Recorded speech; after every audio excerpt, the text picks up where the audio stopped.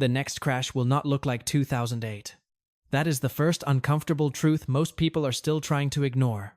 2008 was violent, but it was also cushioned. This time, the ground underneath the economy is thinner, the shock absorbers are worn out, and the bill is much larger. Today, American household debt has surpassed $18 trillion. Wages for the average worker have failed to keep pace with the cost of housing for more than a decade.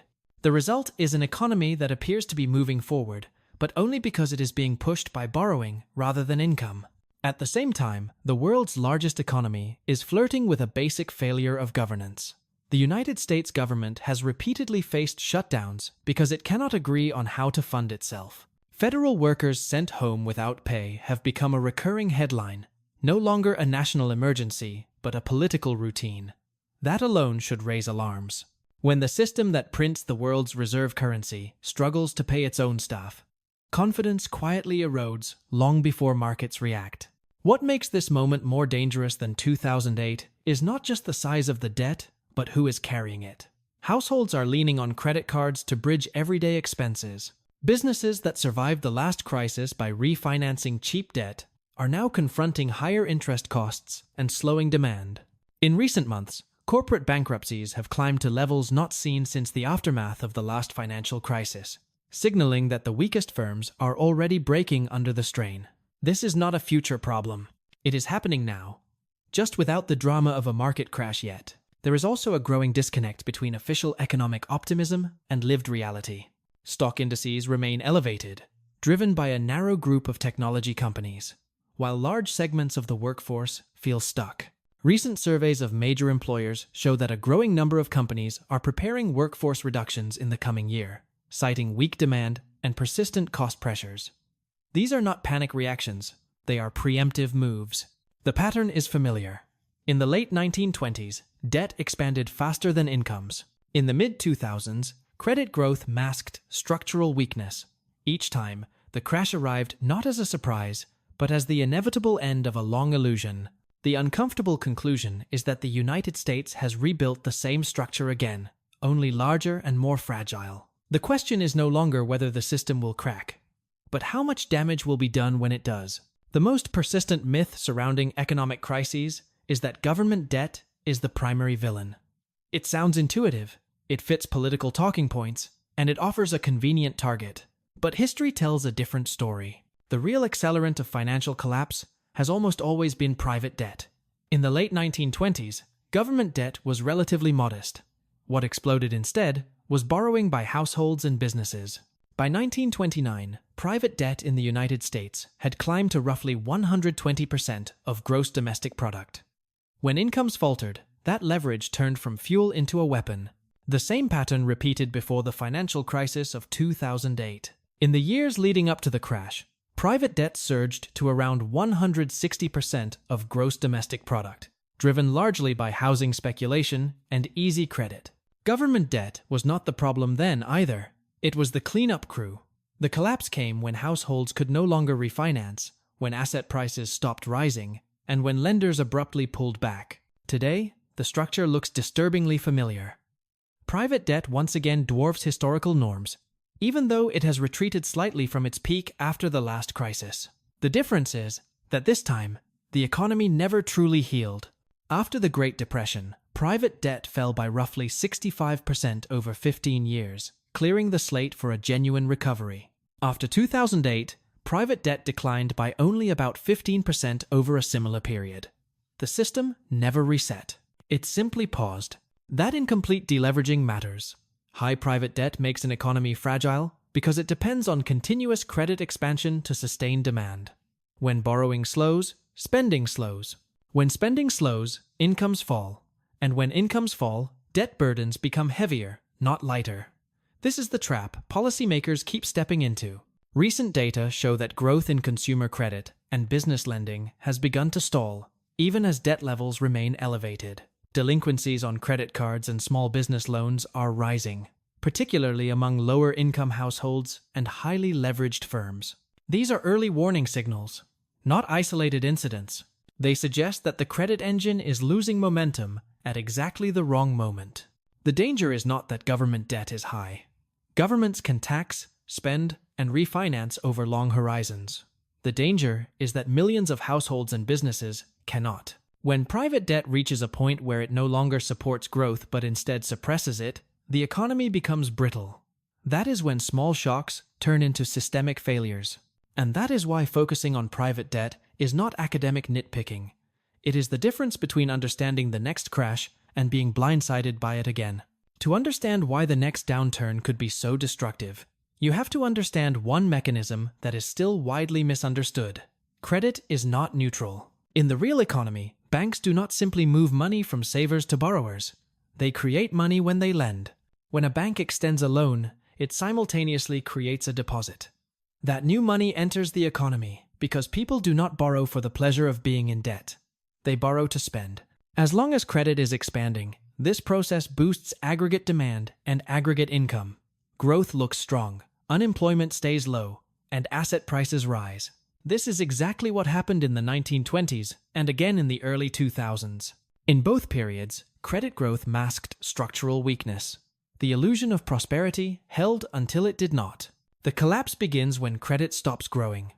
The change in debt, not the level of debt, is what drives economic momentum. Before the financial crisis of 2008, credit-based demand in the United States was running at roughly plus 15% of gross domestic product. By 2009, it had swung to around minus 5%. That reversal was catastrophic. Spending collapsed, unemployment surged, and the economy entered free fall. Nothing magical happened in those months. The credit engine simply went into reverse. What makes the current situation more dangerous is how little room there is for error. Credit growth today is already weak compared to previous expansions. Households are stretched. Businesses are cautious. Banks, facing tighter regulations and higher risk, are less willing to lend aggressively. Recent figures show that growth in consumer lending has slowed sharply, while defaults on credit cards and auto loans have begun to rise, particularly among lower-income borrowers. This is what a credit cycle looks like just before it turns. The data leave little room for debate. When the annual change in private debt is compared to the unemployment rate, the correlation is extraordinarily strong. As credit rises, unemployment falls. When credit contracts, unemployment spikes. This is not theory. It is an empirical pattern that has repeated across decades. Economists would kill for correlations this consistent in any other field, yet many still dismiss them as inconvenient. The problem is timing. Credit does not collapse overnight. It weakens quietly, quarter by quarter, until a trigger appears. That trigger could be higher interest rates, falling asset prices, or a sudden loss of confidence. Once it hits, the feedback loop is brutal. Falling credit reduces spending. Reduced spending cuts incomes. Lower incomes increase defaults. Defaults make banks pull back even further. By the time the damage is visible in headline numbers, the system is already deep into the downturn. This is why the next crash will not announce itself with a single dramatic event. It will emerge from a slow suffocation of credit. And by the time most people realize what is happening, the economy will already be sliding downhill with very little traction left. If the mechanics of credit are so central to booms and busts, the obvious question is why the warning signs are repeatedly ignored. The answer lies in a long-standing intellectual blind spot. Mainstream economic thinking has spent decades treating the banking system as a passive middleman rather than an active force. In that framework, banks merely connect savers with borrowers. Debt is just a transfer. If one person spends less, another spends more. Nothing truly changes at the macro level. It is a neat story. It is also dangerously wrong. This mistake is not new. In the aftermath of the 1929 crash, the economist Irving Fisher identified what he called debt deflation as the core driver of the Great Depression. Excessive private debt, followed by falling prices and collapsing incomes, created a vicious spiral that markets alone could not correct. Fisher later admitted his own failure to see the crash coming because he had assumed the economy naturally gravitated toward equilibrium. Reality, he concluded, was anything but stable. Yet that lesson was gradually buried. Modern economic models returned to equilibrium thinking and quietly removed banks, private debt, and money creation from their core assumptions. In those models, changes in private debt are treated as largely irrelevant to overall economic activity. That belief shaped policy before 2008, and it shapes policy again today. When warnings about credit bubbles surface, they are often dismissed as alarmist or outside the consensus. The irony is hard to miss. Policymakers praise themselves for having learned from the last crisis, yet the same conceptual errors remain in place. Recent international assessments acknowledge that financial system vulnerabilities remain elevated despite stable headline indicators, particularly due to high leverage, asset price inflation, and growing exposure to private credit markets. In plain English, the risks are visible, but the models still underestimate their impact. This disconnect explains why crises are always labeled unexpected. They are unexpected only within frameworks that assume stability. When those assumptions break, reality looks like chaos. When credit collapses, the models say demand should hold. It does not. When banks pull back, the theory says spending should reallocate. It vanishes instead. The result is a profession that consistently misreads turning points. The warnings are there, but they come from outside the mainstream and are treated as heretical until it is too late. By the time the consensus changes its mind, the damage has already spread through jobs, incomes, and balance sheets. That is not a failure of data, it is a failure of imagination. And it is precisely why the next crash is likely to catch so many people off guard once again. If the last crisis was hard to contain, the next one may be harder still, because many of the tools that once softened the blow have already been used. After 2008, central banks slashed interest rates to near zero and kept them there for years. Governments ran massive deficits to stabilize demand. Those measures worked in the narrow sense that they stopped a total collapse.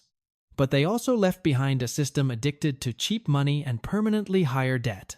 The comparison with the period after the Great Depression is telling. Following the crash of 1929, private debt in the United States fell by roughly 65% over the next 15 years. That painful reset cleared balance sheets and allowed growth to resume on a healthier foundation. After the financial crisis of 2008, private debt declined by only about 15% over a similar time span. The rest was rolled over, refinanced, or quietly absorbed into higher asset prices. The reckoning was postponed, not resolved. Today, interest rates are no longer pinned at emergency lows, yet debt levels remain historically high.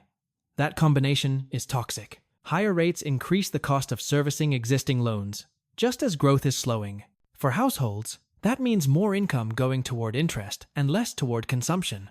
For businesses, it means tighter margins and delayed investment. For banks, it means rising credit risk. Recent market commentary has highlighted growing stress in private credit markets, where investors are struggling to assess who ultimately holds the risk as defaults begin to tick upward. This opacity is not reassuring. Asset markets add another layer of fragility. Equity valuations are increasingly concentrated in a handful of large technology firms, many tied to expectations around artificial intelligence. Several analysts have warned that valuations in parts of the technology sector now resemble classic bubble dynamics, with prices driven more by narrative than by sustainable cash flow. When credit conditions tighten, these narratives tend to unravel quickly. Unlike 2008, policymakers today face a credibility problem. Cutting rates aggressively risks reigniting inflation. Expanding deficits further risks political backlash and market skepticism. The margin for error is thin. The uncomfortable truth is that many of the stabilizers that worked last time can now only delay the outcome, not prevent it. When private debt is this high and credit growth this weak, the system does not need a dramatic shock. It needs only time. When economic stress finally breaks through the abstractions of charts and models, it does so in ordinary American lives. It shows up at the kitchen table, not on a central bank balance sheet. For most households, the first pressure point is work. Hours get trimmed before jobs disappear. Bonuses vanish quietly. Temporary contracts are not renewed. In past cycles, these signals arrived late. This time, they are already appearing while markets still project confidence. The reason is simple. When credit slows, businesses lose flexibility. Firms that relied on rolling short-term debt suddenly find that refinancing is more expensive or unavailable. Hiring freezes follow. Layoffs come next. Recent employer surveys indicate that a growing share of large companies are planning workforce reductions heading into 2026, citing weak demand and rising financing costs. This is not a reaction to a crash. It is preparation for one. Households feel the squeeze almost immediately. Credit card balances rise. as wages fail to keep up with essentials. Rent and mortgage payments consume a larger share of income. Medical bills and insurance premiums rise regardless of economic conditions.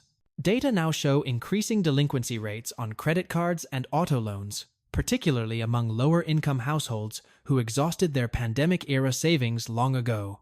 These are the people least able to absorb shocks, and they are the first to crack when credit tightens. Housing, long treated as an untouchable pillar of American prosperity, becomes a source of anxiety. Higher interest rates freeze transactions. Prices stop rising, then stall. For heavily leveraged homeowners, that stagnation is dangerous.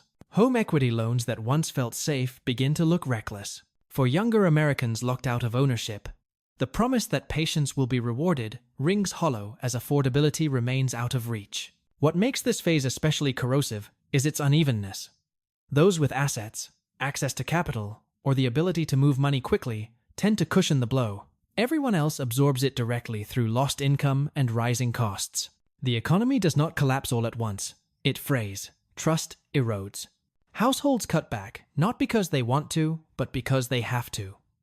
By the time the downturn is officially recognized, millions of Americans have already been living in it.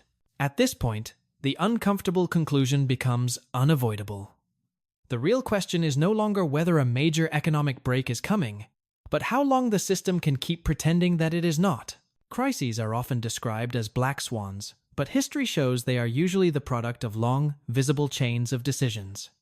Excessive private debt, dependence on continuous credit growth, policy frameworks that assume stability while ignoring fragility. None of this is new. What is new is the scale. The global economy today looks tired. Growth is sluggish, debt is everywhere, and confidence is thinner than headlines suggest. In the United States, households are stretched, businesses are cautious, and policymakers are boxed in by inflation on one side and debt on the other. Recent global outlooks suggest that while headline growth may persist, underlying momentum is weakening, with debt burdens and financial stress acting as persistent drags on future expansion. In other words, the system is moving forward, but against the wind. What makes this especially dangerous is that the costs of adjustment have been deferred for so long that they are now politically and socially explosive. Reducing private debt means slower growth, falling asset prices, and painful restructuring. Avoiding that adjustment means relying on ever more fragile credit expansion until it finally breaks. That is not a dilemma with a painless option. It is a choice between short-term discomfort and long-term instability, and history suggests the latter usually wins. When the next downturn arrives, it will not be evenly distributed. It never is. Those who depend on wages rather than assets will feel it first. Communities already under pressure will absorb the hardest blows. The irony is that by the time the crisis is officially acknowledged, the damage will already have been done quietly, incrementally, and largely out of sight. So this is not a story about panic. It is a story about patterns. The same mistakes repeated across generations, each time under the belief that this time is different. It rarely is. The system does not collapse because of a single shock. It collapses because it becomes too rigid, too leveraged, and too dependent on confidence that cannot be manufactured forever. Thank you for watching, and I'd really like to know what you think about this topic. Do you believe the warnings about a 2026 crash are exaggerated? Or do you see the same cracks forming in the system? Leave your thoughts in the comments below.